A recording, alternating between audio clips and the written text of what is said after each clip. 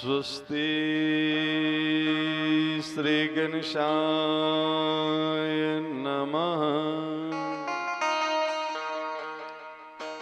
अब ये बहुत ही पावन और बहुत ही दिव्य स्वरूप है गणेश भगवान का। अच्छा, गणेश जी का जो बाहरी स्वरूप पहले देख लें, फिर इनकी उत्पत्ति की भी कथा सुनाएंगे और इनका बहुत ही दिव्य दर्शन भी सुनाएंगे। गणेश जी का जो बाहरी स्वरूप वो उनका सिर हाथी का है ना। गांव के लोग और शहर के लोगों में क्या अंतर होता है? कम पढ़े लिखे लोग और ज्यादा पढ़े लिखे लोग में एक अंतर मिलेगा। कम पढ़े लिखे लोग गांव में आज भी देखेंगे, अगर हाथी आ जाए ना तो हाथी को भी लोग गणेश जी मान करके प्रणाम करते हैं। गणेश जी के ही स्वरूप में जिस रास्ते से निकल जाए हाथी, तो आज भी लोग हाथ जोड़े मिलेंगे। आज ज्यादा पढ़े लिखे लोग गणेश जी को भी हाथी जैसा मानते हैं। ये श्रद्धा भाव का खेल है। अच्छा, हाथी जिस रास्ते से जाती है उसकी दो विशेषता देखने को मिलेगा। जो श्रद्धावान लोग हैं वो हाथी के आगे हाथ जोड़े खड़े मिलेंगे, और गांव के जितना आवारा कुत्ते हैं सब हाथी के पीछे पड़े मिलेंगे। ये आज भी दिखता है, समझे कि नहीं? जो श्रद्धावान लोग हैं वो हाथ जोड़े मिलेंगे, और जो आवारा किस्म के वो सब पीछे पड़े मिलेंगे। मैंने एक दिन बातचीत करने की कोशिश की उन आवारा कुत्तों से कि भाई साहब, आपको हाथी से तकलीफ क्या है, क्यों इसके पीछे पड़े रहते हो?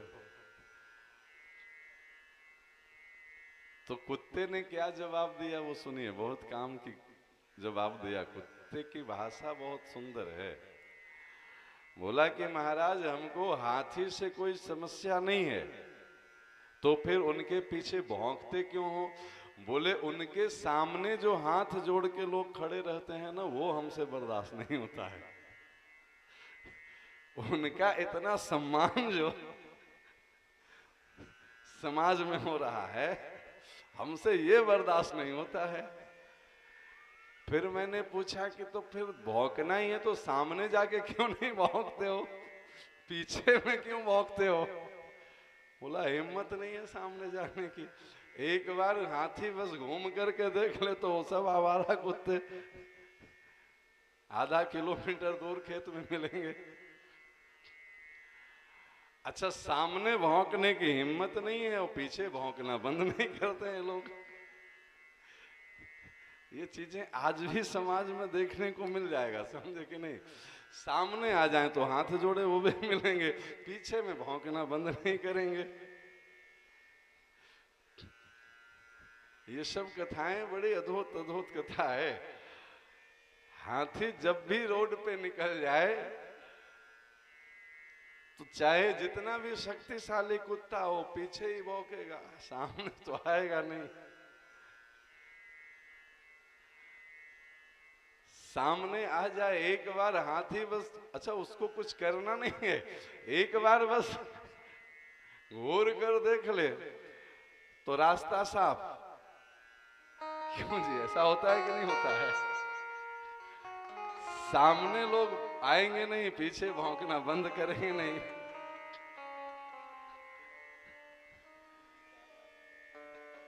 अच्छा, पीछे में लगता है सब आवारा कुत्तों को कि हम सब मिल करके हाथी को घेर लेंगे, इसलिए सब मिलजुल करके भौंकता है। पीछे जितने भी हैं ना, उसको ये भ्रम है कि हम सब मिल जाओ ना तो शायद हाथी को घेर लो। अब ये तो कुत्तों की बात बताए, अब हाथी की बात सुन लीजिए। लोग चाहे आगे हाथ जोड़े खड़े मिले या आवारा लोग पीछे पड़े मिले, हाथी को कोई फर्क नहीं पड़ता है। वो अपनी मौज में चलता रहता है प्यारे। उसको न हाथ जोड़ने वालों से कोई लेना देना है, न पीछे भौंकने वालों से कोई फर्क पड़ता है, समझे कि नहीं? क्योंकि वो तो अपनी मौज में चलता है। उसका जीवन तो ये जीवन समर्पित है चरण में तुम्हारे, तुम ही मेरे सर्वस्व, तुम ही प्राण प्यारे। तो जो अपने प्रभु के हाथों में अपने आप को बेच चुका है, तो वो क्यों किसी के सम्मान में फंसेगा और क्यों किसी के अपमान से दुखी होगा। अभी आपको कबीरदास जी की कथा सुनाए ना, उसकी घर में आग भी लग जाए तो उनको कृपा दिखती है कि प्रभु आपकी बड़ी कृपा है कि आप हमारे अपने बीच में ये छप्पर भी बर्दाश्त नहीं कर रहे थे, इसलिए तो आपने हटा दिया। तो ये गणेश जी की कथा आज भी दिखती है। गणेश जी हैं विवेक के देवता, बुद्धि के देवता, और शुद्ध बुद्धि अगर जग गई ना तो वास्तव में न फिर आप हाथ जोड़ने वाले के चक्कर में फंसेंगे और न फिर भौंकने वाले के चक्कर में फंसेंगे, क्योंकि अब आपका लक्ष्य कहीं निर्धारित हो चुका है, उस लक्ष्य से विचलित नहीं होना है। सम्मान निरादर आदर हो सब संत सुखी विचरंत में। तो ये सब कथाएं जो ग्रंथ की कथाएं हैं ना, जो स्वरूप है भगवान का, ये आज भी चरितार्थ होता हुआ दिखता है। जिससे कुछ भी नहीं बने ना, वो भी पीछे से हाथी के दौड़ेगा कम से कम आधा किलोमीटर तक। उसको लगता है कि थोड़ा प्रयास करो, शायद हम पकड़ लें इसको। और जो बिल्कुल पढ़े लिखे नहीं है बेचारे, पर जिनमें श्रद्धा है, आज भी हाथी को देखेंगे तो अपने बच्चों को कहेंगे बेटा गणेश जी आ गए, प्रणाम कर लो, समझे कि नहीं। क्योंकि श्रद्धावान लभते ज्ञानम, श्रद्धा है तभी ज्ञान की प्राप्ति होगी। बिना श्रद्धा का तो फिर सती भी शिव से अलग हो जाते हैं, तो सामान्य लोगों की तो चले ही क्या। इसलिए भैया हाथी के या तो आगे आ जाओ, कुछ पा जाओगे, पीछे चलने से कोई लाभ तो है नहीं, गिनती वही आवारा कुत्तों में होनी है, समझे कि नहीं। कोई फायदा तो है नहीं उसमें। कुछ पाना है तो फिर सामने आ जाइए। हाथी के आगे आने का मतलब विवेक के आना, आगे आना। अभी हम कथा सुनाएंगे। यहाँ हाथी की कथा नहीं है। हाथी की विशेषता क्या है सुन लीजिए। हाथी को आप चाहे जितना भी बढ़िया से बढ़िया जल में स्नान करा दीजिए, फिर उसको देखिएगा, फिर अपने सूंड से थोड़ी धूल उठाएगा और अपने मस्तक पे रख लेगा। ये आज तक उस ब्रज रज को ढूंढ रहा है जिस ब्रज में वो कन्हैया विहार किए हैं, जो कभी गज और ग्राह की कथा आप सुने हैं ना। जब हाथी पे संकट आया था तो मेरे गोविंद ने जिस रूप में आकर के हमारे पूर्वजों की रक्षा की थी, उस गोविंद के चरण की रज मिल जाए तो हम अपने मस्तक पे धारण कर लें। उस गोविंद की रज की महिमा आज भी ढूंढता है हाथी। चीटी ले शक्कर चले हाथी ते प्रभु दूरी, लघुता ते प्रभुता मिले, प्रभुता ते प्रभु दूरी। चीटी ले शक्कर चले हाथी के सिर धूरी। बड़ा होने का उसको अहंकार नहीं है, वो उस रूप में भी उस गोविंद की चरण रज चाहता है, उससे ये अहंकार नहीं है। हाथी का लक्ष्य क्या है, क्यों नहीं वो फंसता है हाथ जोड़ने वाले के सामने, और क्यों नहीं डरता है वो भौंकने वाले से, क्योंकि उसको अपने जीवन में गोविंद की चरण रज चाहिए। और उस चरण रज को खोजते खोजते हमें कथा सुनाए थे वो मार्कंडेय ऋषि का, कि अच्छे संत को कहाँ ढूंढने जाएंगे, जो मिले उन्हीं को दंडवत प्रणाम करो, उसी में कोई न कोई संत मिल जाएंगे। और मिल गए थे। हाथी भी समझता है कि चलो अब गोविंद की रज कहाँ हो, हमारे समझ में तो है नहीं, तो जो रज मिल जाए वही उठा के रखते जाओ, उसी में कोई न कोई गोविंद का रज मिल जाएगा, हमारा भी जीवन सफल हो जाएगा प्यारे। और जो गोविंद की प्राप्ति के लिए चल चुका है, उसको फिर समाज में लोग माला पहना रहे हैं कि पीछे से गालियां दे रहे हैं, वो कभी फंसेगा नहीं। ये विवेक का देवता है। आखिर गणेश जी को हाथी का ही सर क्यों लगाया गया, इसके पीछे बहुत, इनका भौगोलिक संरचना देखेंगे तो बहुत बेडौल शरीर है इनका। सर इतना बड़ा, सूंड इतनी लंबी, पेट इतना बड़ा, कान इतने बड़े बड़े, आंख इतने छोटे छोटे, और इतना भीम का है शरीर, और वाहन इतना छोटा चूहा। तो फिजिकली अगर देखेंगे तो कहीं से फिट नहीं दिखेंगे वो। इसका आध्यात्मिक दर्शन करें, उससे पहले आइए संक्षेप में गणेश जी की उत्पत्ति की कथा सुना दें, तब न फिर बाहरी दर्शन कराएंगे आपको। एक दिन कैलाश पे अंबा पर अंबा जगदम्बा पार्वती अंबा की कुछ सखियां उनके पास आई। बोले माता जी, जितने भी गण का नाम आता है ना वो सब शिव गण हैं, सब बाबा के ही गण हैं। हमारे कोई गण ही नहीं है जिनसे हमारी संगति। सेवा में तो रहते हैं, नंदी भृंगी जिसको कहो सेवा तो कर देते हैं, पर बात मानने की बारी आए ना तो वो बाबा का ही बात मानेंगे। तो हमारी संगति नहीं बैठती है उनके साथ। तो आप जगत जननी जगदम्बा हैं, आप कृपा करें तो कोई गण हमारा भी होना चाहिए जो हमारे पक्ष से हमारी बात माने, जिससे हमारी संगति अच्छे से बैठ जाए। ये बात अंबा परंबा जगदम्बा पार्वती अंबा को अच्छा भी लगा कि कुछ तो हमारे सेवक निजी होने चाहिए। तो उस समय पार्वती अंबा स्नान से पहले उबटन लगा रही थी, चंदन का लेपन, अष्टगंध का लेपन अपने शरीर में कर रही थी। और उबटन जब लगता है, आज भी आप देखेंगे जब हल्दी वगैरह विवाह में लगते हैं दूल्हा दुल्हन को, तो थोड़ी देर बाद फिर उसको रगड़ रगड़ के छुड़ाया जाता है, तो मैक्सिमम उसका पार्ट निकल आता है। पूरे अंग अंग में उबटन लगी थी पार्वती अम्बा की।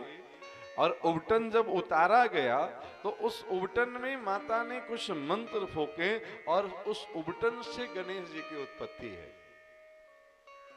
देवादिदेव महादेव के 13 बच्चे हैं। एक की चर्चा कल अंधकासुर के रूप में किए थे, दूसरी आज गणेश जी के एक एक करके सुना देंगे, 4-5 तो अभी सुना ही देंगे। बाकी गणेश जी कृपा करेंगे तो 13 का नाम भी बता देंगे किसी दिन, जिस दिन स्मरण में आ जाएगा। जितना आ जाता है उतना सुना देते हैं, ऊपर से आता है ना, मेरे पास कुछ है नहीं। बैठने के बाद जो संगति बैठती है, बाबा का आशीर्वाद जो मिलता है वो बांट देते हैं। तो पार्वती अम्बा के शरीर के उबटन से गणेश जी की उत्पत्ति है, निर्माण है। और निर्माण किए तो ये चेक करना भी था ना कि ये गण हमारा बात कितना मानता है, कितना शक्तिशाली है। तो सबसे पहले दरवाजे पे बिठा दिए, बोले हम अभी स्नान के लिए जा रहे हैं, मेरी आज्ञा के खिलाफ कोई अंदर न आए, जब तक हम न बोलें तब तक अंदर कोई प्रवेश न करने पाए, इसका आप ख्याल रखेंगे। अब जैसे ही माता स्नान के लिए गए, उधर से देवादिदेव महादेव अपने घर में आ रहे थे। और जैसे ही महादेव अपने दरवाजे पे आए, घर में प्रवेश ही करने वाले थे कि वो अभी अभी जो प्रकट हुए थे गणेश जी, बोले बाबा क्षमा करेंगे, मेरी माँ अभी जो है सो स्नान कर रही है, आप उनकी आज्ञा के बिना भीतर नहीं जा सकते हैं। अब सोचिए किसी के घर के मालिक को कोई कहे कि आप अपने घर में नहीं हिल सकते हैं, वो भी महाकाल को, क्या कहना है। बाबा बोले तो हो कौन, क्योंकि इससे पहले दोनों एक दूसरे से मिले नहीं हैं, अभी अभी गणेश जी प्रकट हैं और अभी अभी शंकर जी आ रहे हैं। बोले तुम हो कौन हमारे घर में हमारे जाने से रोकने वाला। तो गणेश जी तो समझ गए कि हमारे घर में हमें जाने से रोकने वाला, कहने वाला तो घर का मालिक ही है। लेकिन खैर कोई बात नहीं है, मेरी माँ की आज्ञा है तो आप भी नहीं जा सकते हैं। शिव पुराण में लिखी है, गणेश जी के साथ शिव गणों का भीषण युद्ध हुआ है। शंकर जी खड़े हैं, बोले अरे नंदी भृंगी, जरा इसको सिखाओ सबक, ये हमारे घर में हमें जाने से रोक रहा है। और नंदी भृंगी की ऐसी सेवा पूजा गणेश जी किए हैं ना, सारे शिवगण जो है सो दूर भग करके खड़े हैं। बहुत शक्तिशाली गणेश जी है। और जब सारे शिवगण गणेश जी से हार गए, कोई इनके सामने युद्ध के लिए जाने से मना करने लगा, तब साक्षात देवाधिदेव महादेव अपने आए हैं सामने, और महादेव से भी भीषण युद्ध हुआ है। काफी समय तक महादेव के भी पसीने छुड़ा दिए हैं गणेश जी। और जब महादेव जी को लगा कि नहीं ये हमसे भी थोड़ा विशेष ही है। तब महादेव ने क्रोध करके अपने त्रिशूल से गणेश जी की गर्दन काट दी। अब जैसे ही गर्दन कटी तब तक माता जो है सो स्नान कर चुकी थी। बाहर आई तो देखे गणेश जी का सर अलग और धड़ अलग, खून की धार बह रही थी। माता पार्वती तो एकदम चंडी के रूप में आ गई। बोले आपने हमारे बेटे की जान ले ली। शंकर जी बोले हमारा बेटा का क्या मतलब, ये कौन था? बोले ये मेरा पुत्र है। शंकर जी बोले देवी पुत्र आपको चाहिए था तो हमें नहीं चाहिए था, आप अकेले कैसे बेटा पैदा कर लिए, हमें पता ही नहीं चला और मेरा बेटा हो गया। अच्छा, आज भी समाज में किसी को अगर अपने पिता का नाम न पता हो तो समाज में उसको लोग अच्छे दृष्टि से नहीं देखते हैं, नाजायज संतान कहा जाता है। बोले देवी आपने बेटा तो बहुत सुंदर पैदा किया, बहुत शक्तिशाली पैदा किया, पर आपसे एक भूल हो गई। आप मेरी इजाजत के बिना, मेरे जानकारी के बिना बेटा पैदा कर लिए, इसलिए हम इसका सर काट दिए। पार्वती अम्बा बोली कि चाहे जो भी हो, पर आप जल्दी से जल्दी इसकी रक्षा करें, इसको जीवित करें, तभी कल्याण है, नहीं तो हम पूरे सृष्टि में प्रलय मचा देंगे। फिर ऐसे हम योगिनी पिशाचनी पैदा करेंगे। माता जी के पास भी बहुत दिव्य शक्तियां होती है। अब योगिनी पिशाचनी पैदा क्या करें, माताएं चाहें तो खुद वो रूप में आ जाती हैं कभी कभी। फिर बड़े बड़े सिंह भी पूछ हिलाते फिरे। बाहर में तो वो सिंह बने फिरते हैं, घर में जैसे ही भवानी सवार होती है तो बेचारे की दुर्दशा होती है। माता जी बोले अब चाहे जैसे भी कर दिए, पर आप जल्दी से हमारे पुत्र को जीवित करें, तब तो जगत का कल्याण है, नहीं तो जगत का संहार करेंगे हम। तब शिव जी ने उत्तर दिशा में जाकर के एक हाथी के बच्चे का सर काट करके ला करके उस गणेश जी के धड़ पे जोड़ा गया। शंकर जी के द्वारा ये दूसरी सफल सर्जरी थी। पहली सफल सर्जरी अपने ससुर जी का किए थे। राजा दक्ष के सिर पे बकरे का सर जोड़ दिए। अच्छा, शंकर जी भी बड़े अजीब डॉक्टर हैं जी, सब अपने घर वाले का ही इलाज पहले किए हैं। पहले अपने पिताजी का सर काटे, ब्रह्मा जी का, फिर अपने ससुर जी का काटे, फिर अपने बेटे का काटे। ये क्यों हुआ ऐसा? ये आज भी ये परिस्थितियां दिखती है। आप चाहे जितने विद्वान हो जाए ना, आपके घर वाले ही आपको नहीं मानेंगे, समझे कि नहीं? घर से ही ज्यादा गड़बड़ी शुरू। अच्छा, ज्यादा काबिल तुम हो गया है। तो ये आज भी स्थिति है। पूरी दुनिया में आप पूजे जाओ तो पूजे जाओ। गोस्वामी तुलसीदास जी के जीवन की एक कथा है। इनका घर है यमुना किनारे, राजापुर गांव है। बहुत दिनों बाद गोस्वामी जी राजापुर गए हैं, यहाँ बनारस रहने के बाद, काशी रहने के बाद। और एक बार राजापुर के आसपास ये कहीं कथा कर रहे थे तो बड़ी प्रसिद्धि हुई कि भैया काशी से कोई विद्वान आया है। अब कई वर्ष बाद गए थे ना, तो लोग पहचान नहीं पाए, बहुत सारे लोग। तो कई वर्ष बाद गए तो बड़ी प्रसिद्धि हुई कि काशी से कोई विद्वान वक्ता आया है, बड़ी जोरदार कथा कर रहा है। खूब भीड़ लग रही थी, खूब चकाचक मौज कर रहे थे लोग। ये सुन करके इनके गांव के कुछ लोग भी गए दौड़ते दौड़ते कि चले हम पीछे न रह जाएं, हम भी जरा सुन लें। 3-4 लोग बड़े मुश्किल से दौड़ते फांदते पहुंचे, और जब देखे तो वो बुजुर्ग लोग थे। देख करके वो पहचान गए कि अच्छा ये तुलसिया इतना भीड़ लगाए हुए है। ये बनारस का वक्ता बन गया। तो ये स्थिति शिव जी के साथ भी आई। तो सबसे पहला सफल सर्जरी अपने घर से ही प्रारंभ किए। अपने पिताजी ब्रह्मा जी जो झूठ बोल रहे थे, शिव, हम कथा सुनाए थे, बार बार शिव कह रहे हैं कि ये झूठ बोल रहा है, अब ब्रह्मा जी माने ही नहीं। बोले अभी बताते हैं आपको। तो इतना बढ़िया सर्जरी किए कि जो है सो 5 मुख था तो 4 कर दिए। बोले आपको हमेशा याद रहेगा कि जो मुख से झूठ बोले थे वो मुख ही नहीं रहा, आप दोबारा झूठ बोलिए तो फिर एक एक कर करके सब अमनिया कर देंगे। तो पिताजी को तो ऐसे शांत कर, अच्छा नाम ब्रह्मा और ब्रह्म झूठ बोले, बताइए कितनी सुंदर कथा है। दूसरा इसके ससुर जी दक्ष बुद्धि के अहंकार में मैं करता था कि इनकी तुमको ऐसा ही सर लगाएंगे कि आज भी शंकर जी के कुछ भगत लोग होते हैं जो जाकर के बकरे जैसा आवाज निकालते हैं वहां। अच्छा क्यों निकालते हैं पता है? बकरे का आवाज सुन करके शंकर जी को याद आ जाती है घटना की, अच्छा वो वाला याद करवा रहे हो, तो वो थोड़ा मौज कर लेते हैं कि अच्छा वो ससुराल की बात याद आ जाती है तो शंकर जी भी थोड़ा मौज कर लेते हैं। आज भी भगत लोग जो है सो मजा लेते हैं उसका कि अच्छा आप ससुर जी के साथ क्या किए थे। तो पहला सर्जरी तो ब्रह्मा जी की, दूसरे दक्ष की, तीसरा गणेश जी की। यहाँ क्या गलती हुई थी? यहाँ पार्वती अम्बा ने शिव के अनुशासन के बिना पुत्र पैदा कर लिया था। बोले माता पिता दोनों का नाम अगर इसको नहीं मिलेगा तो ये समाज में फिर पूजनीय नहीं होगा। माता जी बोली तो फिर आप इसको पूजनीय बना दीजिए।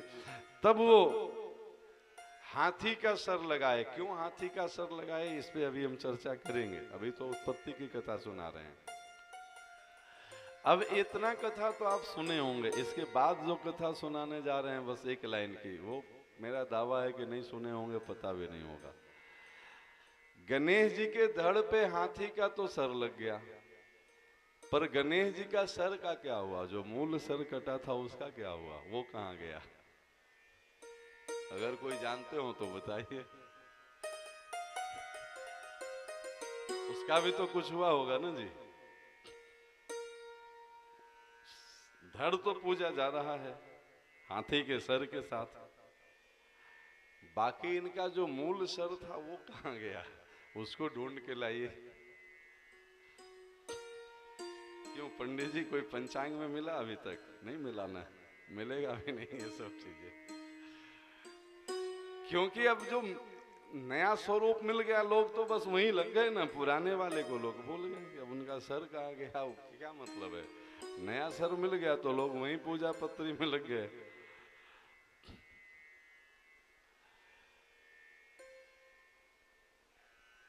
आप पूजा में जो नारियल चढ़ाते हैं, ये नारियल का वृक्ष वही है। गणेश जी का सर जो है वो नारियल, इसलिए शिव जी को कभी भी तोड़ करके नारियल नहीं चढ़ाया जाता है। आप पूजा में आप देख लीजिए विधान है, शिव जी को पूरा नारियल चढ़ाया जाता है, समझे कि नहीं?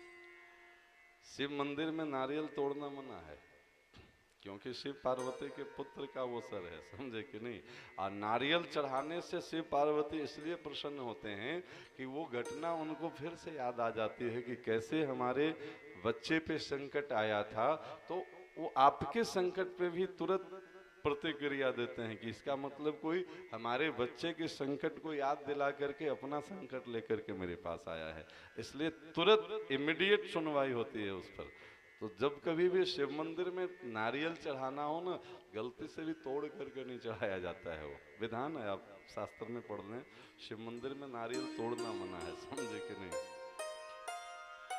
बहुत सारी चीजें हम करते तो रहते हैं, उसको कब कहाँ कैसे प्रयोग करना है या उसकी कहाँ से उत्पत्ति है, कैसे उसकी उसका विधान है, इसका जानकारी हम नहीं ले पाते हैं या हमें नहीं दिया गया है। दोनों बातें हैं, एक तो हमारी जिज्ञासा इस स्तर की नहीं होती है, दूसरा हमें परोसा भी इस स्तर का नहीं जाता है, तो बीच में बात बनती नहीं है। शिव पार्वती के मंदिर में खास करके अष्टमी के दिन अगर आप नारियल का भोग लगाते हैं, शिव मंदिर में ही नहीं कहीं दुर्गा मंदिर में भी, क्योंकि हम कथा सुना चुके हैं, पार्वती अम्बा का ही अनेक रूप है। कल ही आप महिषासुर मर्दिनी में आप उन्हीं का स्वरूप दर्शन किए। तो विशेष रूप से अष्टमी के दिन अगर आप नारियल चढ़ाते हैं, पर पूरा नारियल तोड़ करके नहीं, तो विशेष रूप से कष्टों का निवारण होता है। किसी माँ को जब अपनी बच्चे का कष्ट याद आता है ना, तो दूसरा भी कोई कष्ट में हो तो अपनी दुख जब याद आता है कि जब हम ऐसे कष्ट में थे तो मेरी क्या स्थिति थी, कोई दूसरा भी कष्ट में है तो जल्दी से जल्दी उस पर कृपा मिलती है। उन चीजों को याद दिलाने के लिए वो चढ़ाया जाता है, समझे कि नहीं। बाद में फिर तोड़ करके प्रसाद पाएं, पर उस स्थान पे तोड़ना मना है। और शिव मंदिर में तो बिल्कुल वर्जित है, हमारा विधान कहता है शिव मंदिर में नारियल तोड़ना ही नहीं है, वो समर्पित करें पूरा और फिर उसको ले जाएं प्रसाद के रूप में। इस प्रकार से देवाधिदेव महादेव के द्वारा उस पर सर रखा गया और पार्वती अम्बा के द्वारा धड़ रखा गया, बनाया गया। तो दोनों का जो संयोग से जिसकी उत्पत्ति है, शिव यानी कल्याण, पार्वती यानी शक्ति। शक्ति आपका वही सार्थक है जो कल्याण के साथ जुड़ा हुआ है। कल्याण के मार्ग पे जो न चले वैसा शक्ति विनाशकारी शक्ति होता है आज भी।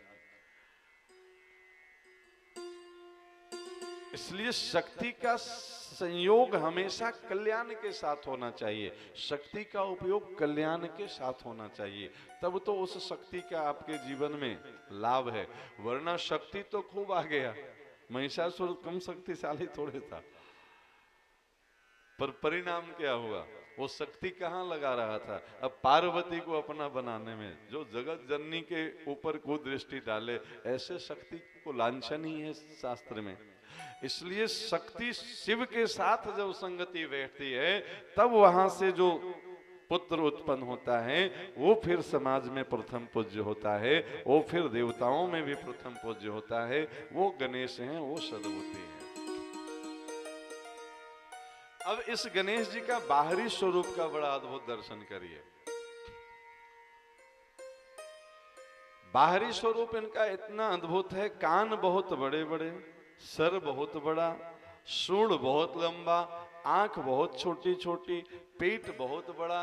इनका फिजिकल अगर देखेंगे ना तो शरीर बड़ा बेडौल है भैया। और इतने बड़े शरीर का स्वामी और वाहन इतना छोटा चूहा दिया गया तो लगेगा कि इन पे बहुत अत्याचार हुआ जी। देवराज इंद्र का वाहन तो हाथी है और गणेश जी का वाहन चूहा। आगे राम कथा में एक प्रसंग आएगा, थोड़ा संकेत अभी कर देते हैं। जब जानकी जाती है वो स्वयंवर में, धनुष यज्ञ में, तो सबसे पहले वो गणेश जी की वंदना करती है और गणेश जी की वंदना करके उनसे प्रार्थना करती है कि प्रभु आप इस धनुष के भार को हल्का कर दीजिए, क्योंकि अब राम आने वाले हैं धनुष उठाने के लिए। तो गणेश जी मानो मन ही मन मुस्कुराए कि भार कम करने के लिए आपको हम ही मिले थे, मेरा ही भार कौन सा कम है, आपको मिला भी तो वो देवता से आप भार कम करने की प्रार्थना कर रहे हैं जो खुद ही भारी है। तो जानकी अम्बा यहाँ पे संकेत किए हैं कि प्रभु आप हैं तो भारी, वदन से तो आप भारी हैं, पर भार हल्का करने के गुण में आप माहिर हैं। अगर आप भार हल्का करने के गुण में माहिर नहीं होते तो फिर आपका भार वो चूहा कैसे सहन कर पाता। इसलिए ये गुण आप ही में है कि आप चूहे पर भी अपने आप को हल्का करके विराज जाते हैं, तो ये गुण आप ही में है, इसीलिए हम आप ही से प्रार्थना कर रहे हैं। आप अगर अपने जितना भार दिखता है उतना भार लेकर के अगर आप चूहे पे बैठ जाते तो फिर चूहे का क्या होता। इसका मतलब ये गुण आपके पास है, इसीलिए तो हम आपसे प्रार्थना कर रहे हैं। तो गणेश जी का जो सबसे पहला स्वरूप है, आइए उस पे दर्शन करें। पेट बड़ा क्यों है गणेश जी के? लंबोदराय विकटाय विनाशनाय, ये सब क्या क्या बोलते हैं पंडित जी। तो लंबोदराय का अर्थ है जिसका लंबो उदर, लंबा है उदर यानी पेट। कैसे पेट बड़ा हुआ? क्या लड्डू खाने से पेट बड़ा हुआ है? अब बहुत ध्यान से सुनिए, पेट बड़ा करने का क्या अर्थ है। ये कथा बिल्कुल व्यवहारिक जीवन की कथा है। हम अपने जीवन में अगर ये गणेश पूजा करना सीख जाएं तो गणेश पूजा का जो लाभ बताया गया है हमको हाथों हाथ मिल जाएगा। पेट बड़ा होने का मतलब है पचाने की क्षमता होना। क्या पचाने की क्षमता होना? परिवार में 4 लोग हैं, 6 लोग हैं, 10 लोग हैं, पिता पुत्र में कभी कुछ ऐसी बातें हो गई, पिता नाराज होकर के पुत्र को कुछ बोल दिए, कभी पुत्र गुस्से में पिता को बोल दिए, सास बहू को बोल दी, बहू सास को बोल दी, माँ बेटी को बोल दी, बेटी माँ को बोल दी। और अगर उस बात को लोग पचा नहीं पाते हैं तो उसका परिणाम अथ श्री महाभारत कथा। अपने यहाँ 2 ग्रंथ बहुत प्रसिद्ध हैं, एक है रामायण और दूसरा है महाभारत, और दोनों की उत्पत्ति का कारण एक ही है। दोनों की उत्पत्ति में एक नारी का जिद है। एक नारी कैकेयी है जो गलती की। गलती क्या की? अपने पुत्र मोह में फंस करके दशरथ से भरत के लिए राज्य मांग लिया, राम के लिए वनवास मांग लिया। अब देखिए रामायण क्यों लिखी गई? एक नारी की गलती से यहां भी कथा शुरू होती है, पर एक एक के कई ने गलती की है तो पूरे परिवार फिर लग गए उसको ठीक करने में। एक व्यक्ति की गलती सुधारने में पूरा परिवार लगा है। जिस भरत जी के लिए राज्य मांगा गया, भरत जी राज्य स्वीकार किए, क्यों जी? गलती पे गलती नहीं हो रही है, अब उस गलती को सुधारा जा रहा है, समझे कि नहीं? गलती पे गलती तब होती जब भरत जी कहते कि हाँ माँ बहुत अच्छा कर ली, ये तो मेरे लिए बहुत फायदे वाला काम हो गया। पर भरत जी दुखी हैं उससे, इतने दुखी हैं कि दोबारा कभी कैकेयी को माँ नहीं कहते हैं। वो अफसोस करते हैं कि हमारा जन्म तुम्हारे उदर से कैसे हो गया। राज्य मांगा भरत के लिए, भरत ने राज्य स्वीकार नहीं की। वनवास मिला राम को, लखन भैया को तो वनवास नहीं मिला था। आज का दूसरा भाई होता तो आज की भाषा में कहें तो सौतेला भाई थे। वो सोचता कि अच्छा हुआ काल काटा गया, बाकी का हिस्सा अपने जो तो खाओ, समझे कि नहीं? पर लखन भैया ने सुधार किया, बोले तहां अवध जहां राम निवास हो, तहां दिवस जहां भानु प्रकाश हो, जो सिए राम जाहि वन माही, अवध तुम्हारी काज कछु नाही। जब भैया ही नहीं रहेंगे राज्य में तो हम रह के क्या करेंगे? हम कथा सुना चुके हैं ये बहुत विस्तार से। शत्रुघ्न जी ने स्वीकार किया, राज्य नहीं स्वीकार किया। वो देख रेख तो करते थे पर रोज रोते थे बैठ करके कि विधाता आपने सारा सुख मेरे ही भाग में क्यों लिखा था अयोध्या का। राम भैया पिताजी के वचन निभा रहे हैं, लखन भैया राम की सेवा करके अपने आप को धन्य मान रहे हैं, भरत जी राम की चरण पादुका से आज्ञा लेकर के राज्य चला रहे हैं, तो क्या पूरा अयोध्या का राज आपने सिर्फ मेरे लिए बनाया था? वो दुखी हैं। माता कौशल्या को जब पता चला कि महाराज दशरथ ने राम को वनवास दिया है, वो राम से पूछते हैं कि क्या ये महाराज की आज्ञा है या इसमें कैकेयी की भी आज्ञा है? क्योंकि वहां कौशल्या का वचन है कि अगर महाराज दशरथ का सिर्फ आज्ञा है तो हम उसको बदल सकते हैं, क्योंकि पुत्र पे पिता से ज्यादा माँ का आशीर्वाद है। लेकिन अगर महाराज के साथ साथ तेरी माँ की भी सहमति है तब तो तुमको वन जरूर जाना चाहिए, क्योंकि माँ की आज्ञा कभी मना नहीं करना चाहिए। एक माँ ने सुधार कर लिया। कौशल्या होती तो लड़ जाती नहीं, आज की भाषा में कहें आज की स्त्री होती तो कहती कि मेरे बेटे का हिस्सा बांटिए, आपको भरत को राजा बनाना है तो बनाइए, हमें क्या दिक्कत है, पर राम का हिस्सा तो अलग दीजिए। एक एक पात्र को देखेंगे तो एक गलती को सुधारने में पूरा अयोध्या लगा जी। घर की तो छोड़िए, पूरा समाज लगा उसको सुधारने में। नहीं, पूरा समाज मिलके गया है राम को मनाने के लिए। उसमें साथ में जनक जी भी हैं। आज के जनक जी होते तो उल्टा केस करते, मेंटेनेंस का केस तो बनता ही था ना। लेकिन जनक जी भी उस समय, आप पढ़ेंगे अगली कथा में, अगर मौका मिला तो सुनाएंगे, जब राम और भरत के बीच में संवाद हो रहा है तो वहां पे राम की जमानत जब्त है। राम की पत्नी जानकी का भी वोट राम को नहीं मिल रहा है। उस समय जानकी भी चाह रही कि नहीं भरत भैया का ही बात मान लिया जाए। इतने वो अपने आप को भाव में बह रहे हैं भरत जी ने कि सब भरत के पक्ष में है। जनक जी भी भरत के पक्ष में है, गुरु जी भरत के पक्ष में है। कहां तक कहें, अंत में राम जी भी भरत के पक्ष में आ गए। राम ने स्वीकार किया है कि भरत बता, तू जो कहेगा हम वही करेंगे। तब भरत क्या कहते हैं, जेहि विधि प्रभु प्रसन्न मन होई, करुणा सागर कीजिए सोई। बोले सेवक स्वामी को संकोच में डाले, ये तो सेवक के लिए दुर्भाग्य की बात है। जब राम ने कहा कि भरत तुम जो कहोगे हम वो करेंगे, तो सबको लगा कि भरत तो मनाने के लिए ही आए हैं, अब तो राम को वापस जाना ही पड़ेगा। लेकिन जब भरत ने अपनी जिम्मेवारी समझी, तब लोगों ने देखा कि नहीं, भरत तो फिर गेंद राम के पाले में डाल दिए। जय विधि प्रभु प्रसन्न मन होई। बोले प्रभु आप जैसे प्रसन्न रहो वो करो, करुणा सागर कीजिए सोई। प्रभु बोले तो फिर हमारी प्रसन्नता तो इसी में है कि पिताजी के वचन को हम निभाएं। ये क्या है, गलती एक स्त्री की जिद से प्रारंभ हुई, पूरे परिवार ने मिलकर के संभाल लिया, इसको रामायण कहते हैं। और गलती एक स्त्री से प्रारंभ हुई, हस्तिनापुर का निर्माण हुआ और दुर्योधन उसको समझ नहीं पाया। उसकी विचित्रता यह थी कि जल का भाग स्थल दिखता था, स्थल का भाग जल दिखता था।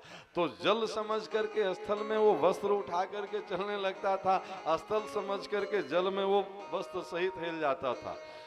इस दृश्य को देख करके द्रौपदी हंस पड़ी। बोले अंधे का बेटा अंधा ही होता है। गलती एक स्त्री की और उस गलती पे गलती करने में सब लग गया। दुर्योधन संकल्प ले लिया कि जब तक इसका बदला नहीं लेंगे तब तक हम चैन से नहीं बैठेंगे। दुर्योधन संकल्प लिया तो शकुनी उसमें सहयोगी बन गया कि अच्छा तो हम इसको छल से पांडव को हराएंगे। शकुनी और दुर्योधन मिला तो फिर धृतराष्ट्र अंधा बन करके चुपचाप देख रहा था, युवराज जो कहेगा वही सही है। आज युवराज आदेश दिया दुशासन को चीरहरण करने का, तो बड़े बड़े दिग्गज वहां भीष्म पितामह, द्रोणाचार्य, कृपाचार्य सब बैठे थे, सब मूक दर्शक बने रहे। एक गलती में सब सहभागी बन गए कि नहीं बन गए? किसी ने सुधारने का प्रयास किया कि एक गलती को चलो सुधार दिया जाए? और जहां एक भी व्यक्ति सुधार पक्ष में नहीं गया, सब गलती पे गलती करता चला गया, उस रास्ते का नाम महाभारत है। आप अपने जीवन में गलती तो सबसे होती है, अगर गलती रुलाती है तो राहें भी दिखाती है। जो कर ले ठीक गलती को उसे इंसान कहते हैं। गलती को ठीक कर लेंगे तो आपके घर में राम राज आ जाएगी, और गलती पे गलती करते चले जाएंगे तो वहीं महाभारत की शुरुआत हो जाएगी, वहीं से सर्वनाश का रास्ता जाता है। ये दो पावन ग्रंथ हैं, ये चयन कर लीजिए कि हमें अपने जीवन में रामचरितमानस की ओर जाना है कि महाभारत की ओर जाना है। गलतियां तो होगी, नहीं होगी ऐसा नहीं होगा, इंसान है, कभी न कभी भूलें होंगी, पर उस भूल को सुधारने में लग जाइए, तब तो आपके यहाँ रामायण जैसी वातावरण बन जाएगी। और उस भूल को और एकदम लग जाइए कि नहीं, इसको तो पक्का, इसका रिजल्ट हम पक्का लेकर के रहेंगे, ये आपको ले जाएगी महाभारत की ओर। ये क्षमता, जो गलती को पचा जाने की क्षमता रखता है, उसको कहते हैं लंबोदर, पेट बड़ा होना। गणेश जी को लंबोदर होने का सबसे पहला शिक्षा ये है कि पिता पुत्र को कुछ बोल दे तो उस समय पुत्र का धर्म है कि वो पेट बड़ा कर ले, मुस्कुरा के वो रह जाए। चलो पिताजी हैं, इतने प्यार किए हैं जीवन भर, एक बार चलो कुछ बोल ही दिए अब शब्द तो क्या हो गया। हर कोई इंसान, कई बार होता क्या है ना, गलती कहीं और की होती है, उतरता कहीं और है। पिता बेचारा ऑफिस में जूनियर कर्मचारी है, अब साहब अपनी गुस्सा उस पे उतार दिए तो वो साहब पे तो उतार नहीं सकता है। वो घर आएगा तो घर वालों पर, जो सबसे कमजोर पड़ेगा उस पे अपना गुस्सा उतार लेगा। तो उस समय आपको उस व्यक्ति की परिस्थितियों को भी समझना चाहिए कि आखिर इस व्यक्ति के जीवन में ये क्षण, ये पल क्यों आया, और उसको अगर पचा जाने की क्षमता आ गई तो समझ लीजिए कि गणेश जी का पेट बड़ा करने का गुण आप में आ गया। फिर आप प्रथम पूज्य बनने की ओर पहला सीढ़ी समझिए कि आप चल लिए। पेट बड़ा होने का मतलब समझे, सुबह सुबह सास माँ दो बात बोल दी तो बहू पेट बड़ा कर ले, कभी कभी बहू ही बोल दे तो सास पेट बड़ा कर ले, कोई बात, रहना तो एक ही साथ है, एक ही घर में है, तो झगड़ा करने से लाभ क्या है? तो भैया ठीक है, थोड़े हम ही पचा जाएं उसको, बड़े बड़ाई ना करे, बड़े न बोले बोल, रहीमन हीरा कब कहे लाख टका मेरो मोल। तो बड़ों की बड़प्पन इसी में है कि वो क्षमा बड़न को होते है, छोटन को अपराध। विष्णु को क्या घट गए जो भृगु ने मारी लात, तो भृगु जी लात मारी दिए तो विष्णु की महत्ता थोड़ी कम होने वाली है। आप बड़े हैं, बड़े ही रहेंगे, छोटे अगर आपके साथ गलती किए हैं ना, अभी आप पचा जाइए, जीवन भर उसको अफसोस रहेगा, समझे कि नहीं? जब उसका गुस्सा ठंडा होगा तब उसको समझ में आएगा कि हमने ये गलती करी थी और गुरुजी ने हमें कुछ बोला ही नहीं। इसका मतलब गुरुजी अज्ञानी नहीं थे, इसका मतलब गुरुजी ने आपके अज्ञान पे पर्दा डाल दिया अपने ज्ञान की बड़प्पन के द्वारा, समझे कि नहीं? ये है गणेश जी का पेट बड़ा करने का बड़ा ही सुंदर भाव। अगर इस भाव से गणेश जी की पूजा करना सीखें तब तो गणेश की पूजा सफल है, वरना आप जीवन भर गणेश जी की पूजा करते रहें, मंदिर से पूजा करके आ रहे हैं गणेश जी की, घर में नाश्ता बनने में देरी है तो शुरू हो गया महाभारत कथा। काहे का गणेश पूजा सफल हुआ जी, बताइए? सफल हुआ? आप घर में कोई और चरित्र दिखाते हैं, मंदिर में कोई और चरित्र दिखाते हैं, तो कहीं ना कहीं अभी पूजा सफल नहीं हो रही है। या तो आप जिसके पास पढ़ने जा रहे हैं उसका विषय आपको समझ में नहीं आ रहा है। आप 10 साल से अगर इंग्लिश पढ़ रहे हैं तो एबीसीडी तो आनी चाहिए कि नहीं आनी चाहिए?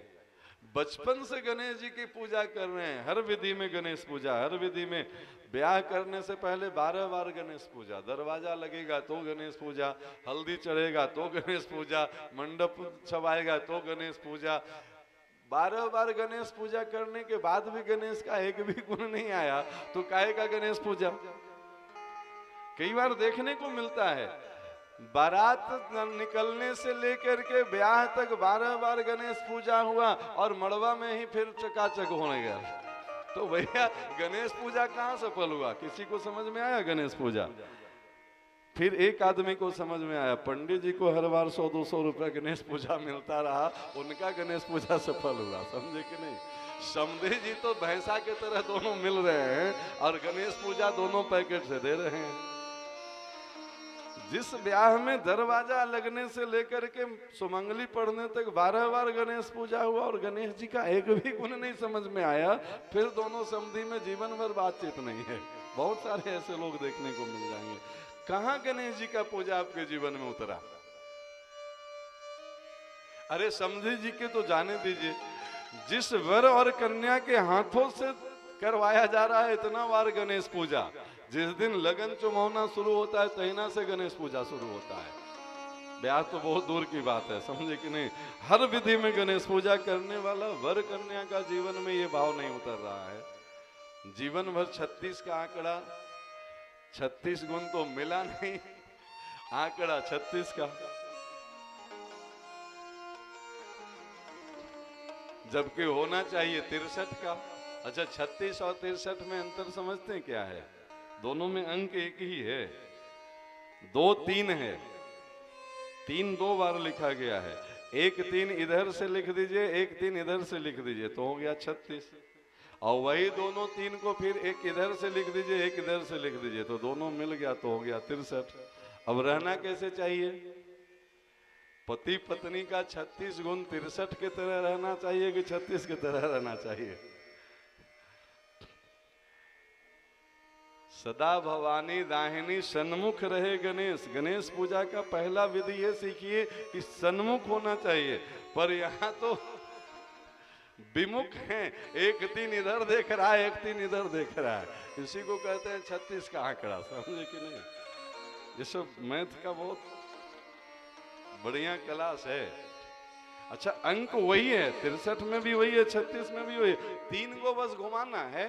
जो इधर मुंह घुमाए हुए इधर घूम गया तो फिर बात बन गई।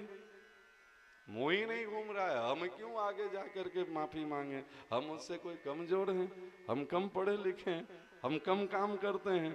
हमारी मेहनत कम है तुमसे? तो फिर दोनों बने रहिए अलग अलग। देखिए, साथ रहना और साथ होना दोनों में अंतर है। साथ रह लेना ये अलग बात है, और साथ होना ये अलग बात है। साथ रह लेने के लिए तो फिर कुछ भी हो सकता है। एक छोटा सा कथा सुनिए, बहुत आनंद आएगा। लोग कैसे नकली जीवन जी रहे हैं। एक ग्रेजुएट लड़का, ग्रेजुएशन किए हुए, वो नौकरी की तलाश में इधर उधर भटक रहा था। कहीं नौकरी मिल नहीं रही थी, अपना पूरा फाइल लेकर के बेचारा घूमता था। एक बार उसके नगर में सर्कस वाला आया, तो उसको लगा कि चलो इतनी भीड़ इसके पास रहती है, इतने लोग रहते हैं, इससे काम मांगते हैं, शायद कुछ काम दे दे। तो वो सर्कस वाले के पास गया, बोला हमारे लिए कोई काम हो तो बताइए, हमें भी साथ रख लीजिए। सर्कस वाला बोला तुम पढ़े लिखे हो? बोला हाँ, हम बीए पास हैं, डिग्री है। सर्कस वाला बोला तब तुम्हारे लिए काम नहीं है। अब बेचारा डिग्री दिखाते दिखाते इतना थक चुका था, उसके सामने सब डिग्री फाड़ दिया। बोले देखो अब हम बिना डिग्री वाले हो गए, अब तो कोई काम दे दो। सर्कस बोला हाँ अब काम दे देंगे तुमको। क्या काम दोगे? बोले वो हमारे सब ट्रेनर लोग हैं ना, वो समझाएंगे, चले जाओ। नौकरी मिल गई, तनख्वाह 5,000 रुपया महीना पक्का हो गया, समझे कि नहीं। एक बेरोजगार आदमी के लिए 5,000 बहुत था उस जमाने में। वो सर्कस वाला जमाना था, अब तो सर्कस का जमाना ही खत्म हो गया। अब तो सब वो मोबाइल का, क्या कहते हैं, यम यंत्र का जमाना आ गया। तो उसके ट्रेनर लोग के पास भेजा गया कि भैया इसका रोल बताओ। बोले इसका रोल ये है कि एक समझदार बंदर का ये रोल करेगा। समझदार बंदर मतलब वो मदारी वाले के इशारे पर वो जो कहे सो। अच्छा, सर्कस की विशेषता होती थी, वहाँ कुत्ते भी फुटबॉल खेलना जानते थे, हाथी भी पूजा करना जानता था, सब पशु पक्षी को भी अद्भुत रूप से साध लेते थे लोग। यहाँ लोग अपने आप को नहीं साध पा रहे हैं, वहाँ सब जानवरों को साधा जाता था। तो इसको एक बंदर का खाल पहना दिया गया और बोला कि एकदम जैसे जैसे इसको ट्रेनर बोलेगा वैसे वैसे करेगा। तो लोग बड़ा आश्चर्य करे, ताली बजाए कि इतना समझदार बंदर तो पहली बार हम देखे हैं। एक दिन उसको ऐसा रोल मिला, सामने शेर का पिंजरा लाया गया और इसको कहा गया कि तुमको इस पिंजरे में घुसना है। अब अंदर शेर बंद और पिंजरे का दरवाजा छोटा सा खोला गया और ट्रेनर कहे कि अंदर घुस, तो ये बड़ा हिम्मत करके पिंजरा तक जाए फिर वापस आ जाए। बोले कि 5,000 में जान जाने की बात है, कौन अंदर घुसे भैया, ऐसी नौकरी जाए रहे कोई मतलब नहीं है। लेकिन अब वो रिंग मास्टर वो जो है लेकर के हंटर मारे इधर से, जाओ घुसो, बोल रहे हैं ना तुम समझदार बंदर हो, नहीं समझते हो। तो बड़ा हिम्मत करके अंदर जाए, थोड़ा सा मुड़ी डाले अंदर फिर वापस आ जाए, शेर के सामने कौन जाए। तीसरा बार जब हंटर मारा ना तो लगा कि अब मरे चाहे बचे घुसिए जाएंगे, जो होगा सो देखा जाएगा। अंदर एकदम चकाचक छलांग लगा करके पहुंच गया, एकदम थर थर कांपे, इसको लगे कि अब तो बाघ खाने वाला है। तब तक शेर के अंदर से आवाज आया, अरे जैसे तुम नकली हो ऐसे हम भी नकली हैं। चिंता की क्यों बात है, जैसा तुम बंदर के खाल में हो हम शेर के खाल में हैं। तुम्हारी 5,000 की नौकरी है, हमारी 7,000 की नौकरी है। समझे कि नहीं, क्या फर्क पड़ता है। सब अपने अपने मुखौटा लगा करके जी रहे हैं। पूजा तो गणेश जी का करेंगे और सब वही नकली खाल पहन करके घर में चकाचक कर आवेंगे। क्या फर्क पड़ता है, कोई पीला वस्त्र पहन कर रहा है, कोई लाल वस्त्र पहन के कर रहा है, कोई दूब से कर रहा है, कोई बेलपत्र से कर रहा है, स्वभाव तो बदल नहीं रहा है। तो अंदर से तो सब वही लोभ में जा रहा है मंदिर। क्यों? गणेश जी बुद्धि के देवता हैं। अरे भैया, बुद्धि के देवता का साथ ट्यूशन पढ़ रहे हो, बुद्धि आ ही नहीं रहा है। बुद्धि के देवता ये कहते हैं कि सबसे पहले अपना पेट बड़ा करो, पचा जाने की क्षमता रखो, पर नकली खाल पहन करके भक्ति करने गए हो 5,000 के लोभ में, तो थर थर कहां पर आए कि अब अंदर जाए कि नहीं जाए। ऐसे सब गणेश जी के पूजक को अब ईमानदारी से बता दीजिए कि गणेश जी का ये सब गुण आप में आना चाहिए, तो वो फिर कहेगा कि तो फिर पूजा ही क्यों न छोड़ दें, इतना गुण लेके हम कैसे जी सकते हैं। अभ्यास है ना इसके बिना जीने का। अब कितने लोगों को ये अभ्यास होता है, बिना झगड़ा किए वो रह नहीं सकता है, खाना नहीं पचेगा उसको, समझे कि नहीं। जब तक 10 बात न सुना लें तो माताएं तो एकदम उनको फिर अंदर से गुड़गुड़ करते रहता है कि अब करें क्या, किस पे बोलें, समझे कि नहीं। तो किसी न किसी को कुछ सुनाए, और अब तो कोई न मिले तो लोग फोन कर करके सुनाए घंटों, समझे कि नहीं। अब तो बड़ा सुंदर साधन वो यम यंत्र मिल गया है। तो गणेश जी का जो पहला स्वरूप है, पेट बड़ा करने का मतलब है परिस्थितियां जब कभी भी ऐसी आए जो आपके अनुकूल बात नहीं कही गई है, तो आप कृपा करके अपने आप को संभाल लें, तो समझिए गणेश जी का एक बहुत बड़ा गुण आप में आ गया। अब गणेश जी का दूसरा स्वरूप देखिए, माथा बहुत बड़ा है। माथा बड़ा होने का मतलब है विचारों का केंद्र है। आपके अंदर अध्ययन बहुत होना चाहिए, आपके अंदर ज्ञान का भंडार होना चाहिए। आप अनाप शनाप कचरा लपेटने में लगे रहते हैं दिन भर। खास करके ये जो यम यंत्र आ गया है ना, लोग अपने घर का कचरा दूसरे घर में फेंकते रहते हैं। सुबह सुबह 4 गो मैसेज आपको आ गया, अब आप उसको 400 आदमी को भेजेंगे, ये कचरा है। जो किसी काम का नहीं है वो क्यों किसी के पास भेजना है। मेरे पास तो रोज 100 आता है, हम किसी को नहीं भेजते हैं। जाता है मेरा मैसेज, जब भी जाता होगा तो कथा का ही जाता होगा, भजन का जाता होगा, इसके अलावा कोई मैसेज जाता हो तो बताइए। कितने जानने वाले होंगे आपके। हम तो जहां जहां जाते हैं वहां से 10-20 लोग नए जुड़ते चले जाते हैं, पर मैंने आज तक कभी एक भी फालतू मैसेज लिखना जरूरी नहीं समझता हूँ।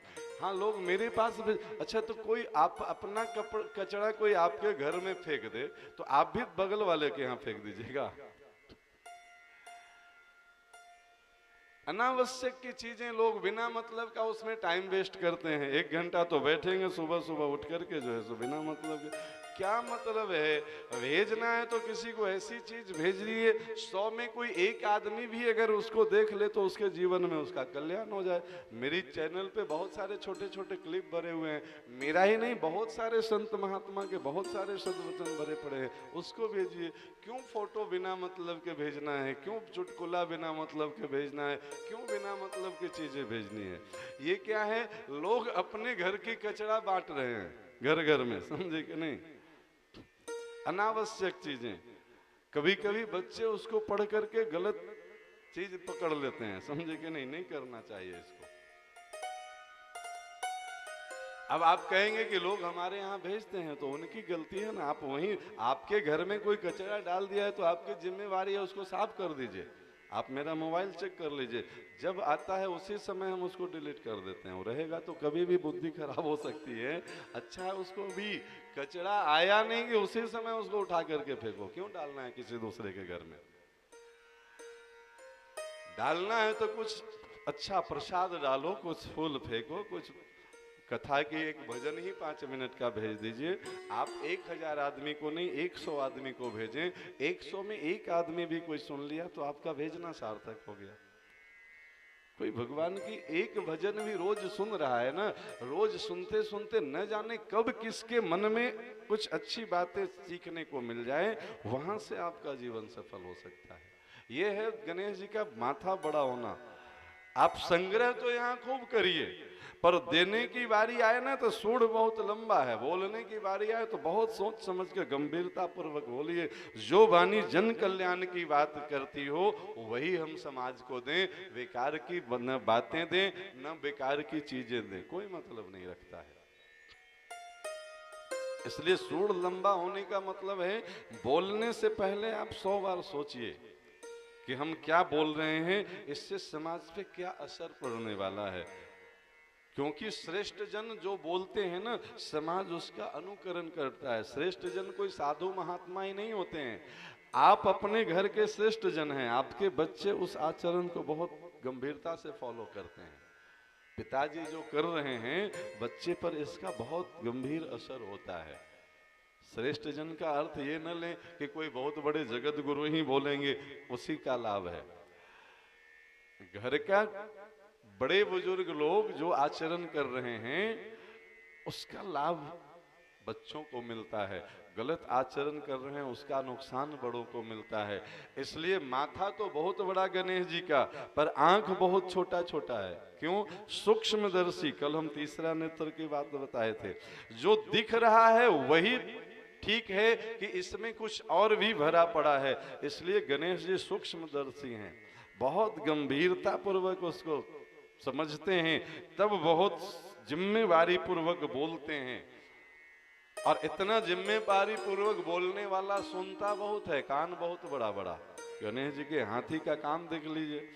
अब भैया समाज में चलेंगे तो सुनाने वाले तो बहुत लोग मिलेंगे, सबका सुन लीजिए, हाँ भैया आपका भी राम राम, आपका भी राम राम, पर सुनिए सबका, करिए जो हमारे शास्त्र और सदगुरु का निर्देश है वही। ये नहीं कि हम उधर से सुन के आए और इधर हम और 10 को सुना दिए। उसमें सत्यता थी कि नहीं थी ये भी समझने की जरूरत नहीं है। अच्छा आपको पता है उसके बारे में ऐसा लोग कह रहे हैं, भैया उसके बारे में जो कह रहे हैं क्या आपके पास प्रमाण है उसका? और नहीं है तो फिर हम क्यों किसी के ऊपर ऐसी बातें करें? इसलिए सुनिए सबका, गणेश जी का कान बहुत बड़ा बड़ा है, पर उसमें सूक्ष्मदर्शी आंखें होनी चाहिए, समझने की बहुत गंभीर बुद्धि होनी चाहिए आपके पास। आज जब बहुत परिपक्वता पूर्वक समझ लेना, तब बहुत गंभीरता पूर्वक बोलें, तब आपकी वाणी का प्रभाव पड़ेगा। संत सदगुरु आपके कान में एक मंत्र बोल देते हैं, राम राम सुना दिए और कल्याण हो गया, और आप दिन भर बोलते रहते हैं, कोई नहीं सुनता है। क्यों नहीं सुनता है? क्योंकि साधना के बाद जो बोला जाता है ना, उस वाणी का असर होता है। और दिन भर बोलते रहने से ना आपकी शक्ति का शरण होता है। आप गलत जगह में ऊर्जा लगा रहे हैं तो वो आपकी शक्तियां बेकार जा रही है। आप सही जगह में ऊर्जा लगा रहे हैं तो वहां से शक्तियों का वो संग्रह करती है। दोनों में इतना अंतर है। अब पैसा आप बिना मतलब का खर्च कर रहे हैं और उसी पैसा को बिजनेस में लगा रहे हैं, तो बिजनेस में लगाएंगे तो और पैसा ले करके आएगा, और वे जगह में लगाएंगे तो घर से भी जाएगा। तो वाणी का जो प्रयोग करना है ना, वाणी की देवी सरस्वती हैं। नाम कितना सुंदर है, सरस्वती, रस युक्त वाणी। और रस कौन है? तो रसो वैसा परमात्मा का गुण है। हम अपनी वाणी से परमात्मा का ही गुणगान करें, परमात्मा का ही चिंतन करें, परमात्मा को ही अपने जीवन में उतारने का प्रयास करें। ये प्रथम पूज्य होने का मंत्र है। गणेश ऐसे ही प्रथम पूज्य थोड़े हैं। ये सब गुण आ जाए तो आज भी आप करके देख लीजिए, पूरा समाज फिर आपसे सलाह लेगा। घर की तो चले क्या, किसी को समस्या घर में होगी आपको फोन करके पूछेगा कि महाराज जी इसका उपाय बताइए। आज भी आप प्रथम पूज्य हो जाएंगे। लोग अपने पिता से, अपने पति से बाद में पूछेगा, वहां भरोसा हो न हो, आप पे भरोसा आज भी लोग करेगा। लोग करते हैं। संत सदगुरु की बात क्यों मानते हैं? क्योंकि उन्होंने अपने जीवन में इन गुणों को धारण किया है, और तब पूरा समाज आज भी विश्वास करता है उन पे। आज भी व्यासपीठ से जो बातें कही जाती है हजारों लोग मानते हैं। क्यों मानते हैं? जो न कभी हमसे मिले, जो न हमको अच्छे से जानते हैं, वो भी अगर मेरी बात मानते हैं तो उसमें मेरा कोई प्रभाव नहीं है। उसमें कहीं न कहीं गुरु और गोविंद की कृपा निकल रही है उस वाणी के माध्यम से, क्योंकि उस वाणी को बहुत संयम पूर्वक संभाला गया है। उसको यूं ही यत्र तत्र सर्वत्र बिखेरते रहिएगा। देखिए दीपावली में जो पटाखे जलाए जाते हैं वो भी बारूद से बनते हैं, और उसी बारूद से मिसाइल बनती है। उन पटाखों को दीपावली में जलाएंगे तो थोड़ा सा रोशनी होगा, थोड़ा सा आवाज होगा, बात खत्म। और उसी पटाखे को एक निश्चित विधि से मिसाइल में रख करके चलाएं ना, तो एक देश को बर्बाद करने की क्षमता रखती है। वो जो फुलझड़ी के रूप में जल रही थी बारूद, वही अगर मिसाइल में दाग दिया जाए तो वो 100 किलोमीटर दूर भी जाके अपने लक्ष्य को भेद करके रहती है। समझे कि नहीं? बारूद वही है, उसमें कोई भेद नहीं होता है। वाणी वही है जो अपना कल्याण नहीं कर पा रहा है, वो वाणी वही है जो एक बार बुढ़ापे में भी दशरथ को कह दे कि धर्म धीर होई है सुतचारी, तो चार चार रूपों में परमात्मा को आना पड़ता है, समझे कि नहीं। जहां आशा की सब किरण समाप्त हो जाए वहां भी सूर्य का प्रकाश ला दे, ये इसको साधना कहते हैं। उपासना, साधना, आराधना का जो 3 चरण है, साधना का मतलब आंख बंद करके बैठना नहीं होता है। साधना का मतलब होता है अपने आप को साध लेना, अपनी वाणी को साध लेना, अपने नेत्र को साध लेना, अपने कान को साध लेना, अपने जिह्वा को साध लेना, अपने हाथ को साध लेना, अपने पैर को साध लेना, इसको साधना कहते हैं। हमारे हाथ कभी गलत कर्म में न लगे, हमारे पैर कभी गलत मार्ग में न चले, हमारे जिह्वा कभी अनावश्यक अश्लील बातों में रस न ले, मजाक में भी नहीं करना है, क्योंकि मजाक में भी अगर पैकेट से 500 का नोट गिर गया तो 500 गया आपके पैकेट से, समझे कि नहीं। वो नहीं सोचेगा कि ये मजाक में गिर गया, समझे कि नहीं, वो गया तो गया, फिर 500 का नुकसान तो हो गया ना आपका, और वो 500 कमाने में फिर से पसीना छूटेगा, समझे कि नहीं। इतनी संयम अगर हमारे जीवन में आ जाए तब समझिए कि गणेश की पूजा अब हमारे जीवन में उतरा है। और गणेश जी का सबसे प्रिय वस्तु क्या है, लोग दूब चढ़ाते हैं, दुब्बी नहीं, भगवान को बहुत प्रिय है। क्यों?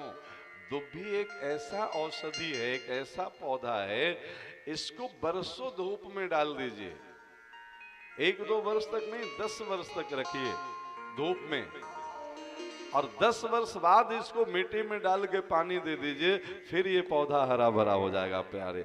जेठ के दोपहरी में जो दूब सूख जाती है, सावन में जैसे ही जल की फुहार आ जाए ना, फिर ये हरी भरी पड़ जाती है।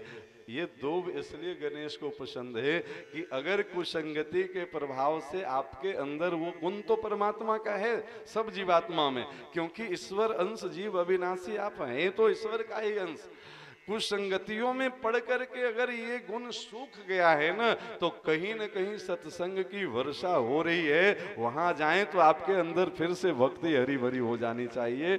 और ऐसा दूब गणेश को पसंद है, ऐसा जीवात्मा गणेश को पसंद है कि कभी कुछ संगतियों में पढ़ करके वो सूख भी जाए ना, वो नष्ट नहीं होगा, जरा सा उसको वर्षा का जल मिलेगा नहीं, फिर से वो अपने आप को जागृत कर लेगा, फिर से जीवंत कर लेगा, फिर से उसका जीवन भक्ति से हरा भरा हो जाएगा प्यारे।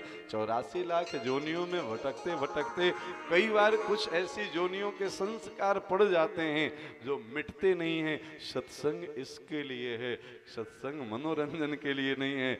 आप अपने उन संस्कारों को भूल चुके हैं, यहाँ फिर से आपको वो संस्कारें जगाई जा रही है। बस अगर आपके अंदर की भक्ति फिर से हरी भरी हो गई, फिर से वो जागृत हो गई, फिर से जीवंत हो गई, तो गणेश जैसे फिर से प्रथम पूज्य होने का आपको मौका मिल जाएगा प्यारे, समझे ना। भगवान की एक एक वस्तु क्यों वहां प्रयोग होता है, ये मतलब है। आप जीवन भर दूब चढ़ाते रहें और आपका हृदय पाषाण बना रहा।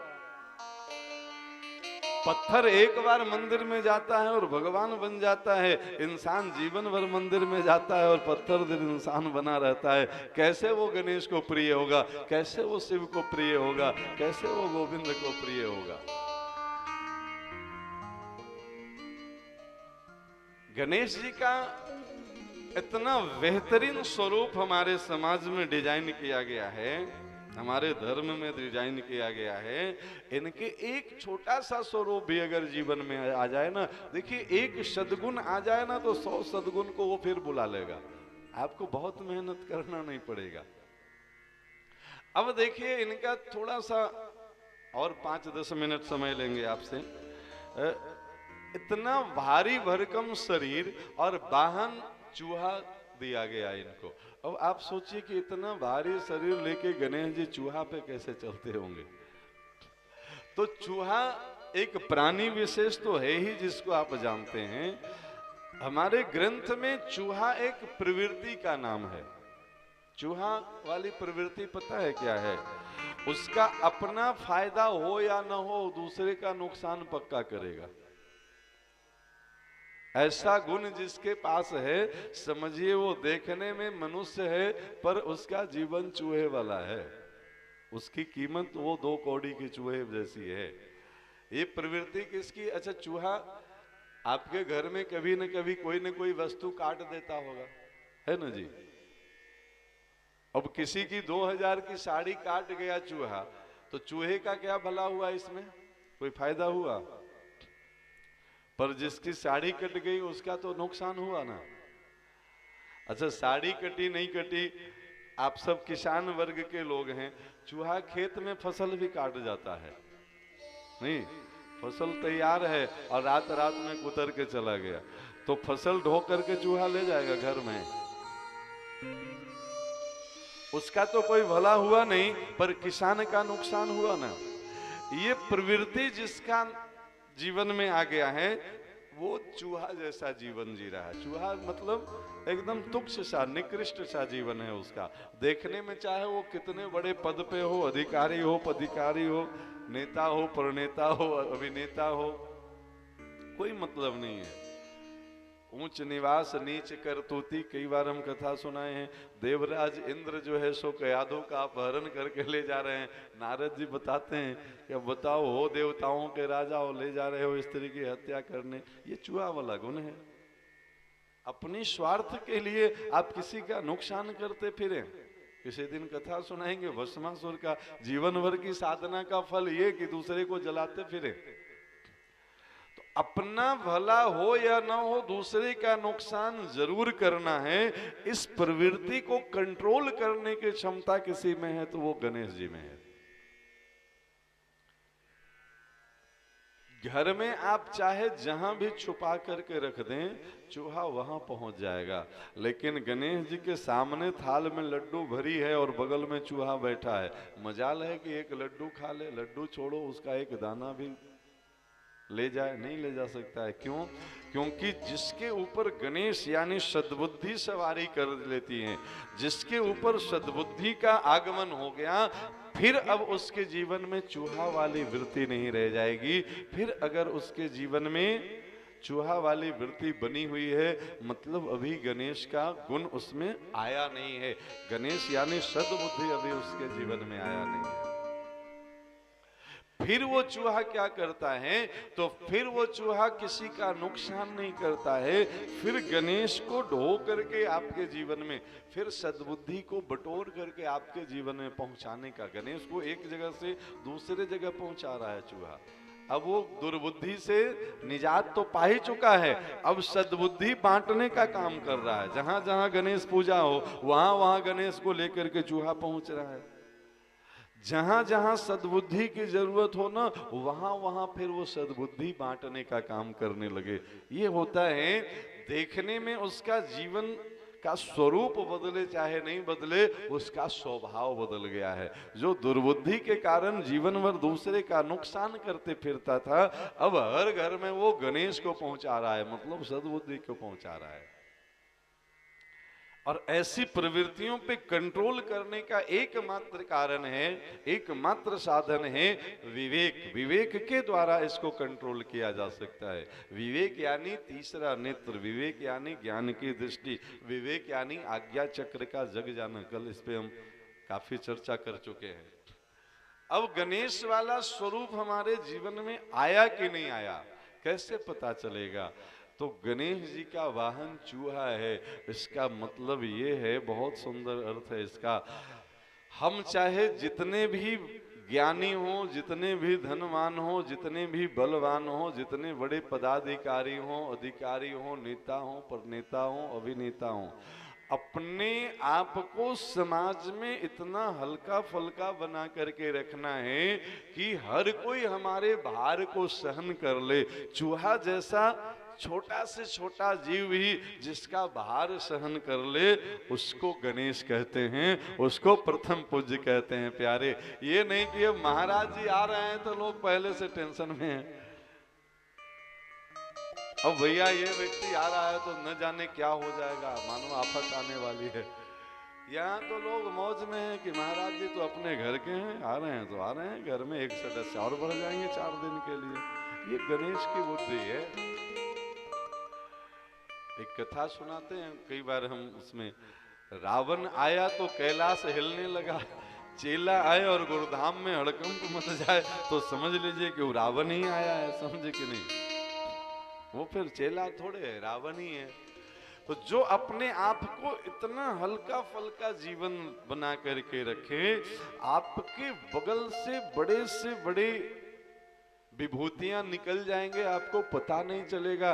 बाद में जब कभी भी उनके बारे में आप जानेंगे तब पता चलेगा, अच्छा इनके साथ तो हम कभी बैठ करके चाय पीते थे, इनके साथ बैठ करके तो कभी हम गप करते थे।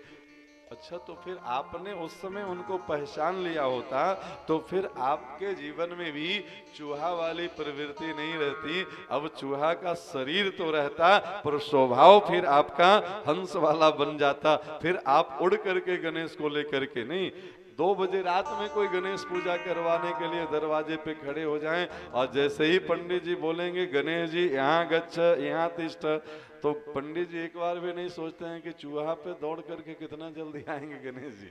वो तो बस मंत्र बोले यहाँ गच्छ यहाँ तिष्ठ, यहाँ आइए और यहीं रुकिए। कब तक?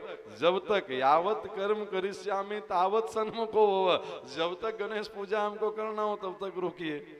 तो अब बताइए, चूहा की गति से भगवान आएंगे गणेश जी तो पहुंचेंगे 2 बजे रात में? कैसे पहुंचेंगे? तो अब तो वो हंस की गति से उड़ता है, क्योंकि अब वो चूहा जैसे कुतरने वाली प्रवृत्ति उसकी समाप्त हो चुकी है। अब वो हंस जैसे मोती चुगने वाली प्रवृत्ति आ गई है, और हंस जैसे गुण जिसमें आ गया प्यारे, वो तो फिर कभी भी कहीं भी सर्वत्र पूजा जाने लगेगा। वो चाहे 2 बजे रात में हो, 2 बजे दिन में हो, आपको जब कभी भी अपने घर में मंगल कर्म करना होगा तो गणेश के साथ चूहे की पूजा करनी होगी। दूल्हा उतरता है ना तो वो ड्राइवर को भी कुछ देना पड़ता है, गाड़ी के बिना दूल्हा कैसे जाएगा। तो गणेश जी आए हैं मतलब चूहा भी तो साथ में आया है ना जी। तो जैसे ही गणेश जी को आप लड्डू चढ़ा रहे हैं तो चूहे की तो पूजा हो ही रही है। तो प्रथम पूज्य समाज में आज भी वो व्यक्ति है जो अपने में गणेश जी का ये सारा गुण समेट करके बैठा हुआ है। वरना तो फिर जीवन भर गणानांत्वा गणपति गंगवामय, प्रियानांत्वा प्रियपति गंगवामय, निधि नांत्वा निधिपति गंग हवामय, सब हवा में गया, समझे कि नहीं। सब हवा में है, मंत्र में बोलता है। ये सब जीवन में नहीं है, ये कहाँ है? तो सब हवा में है। अब जो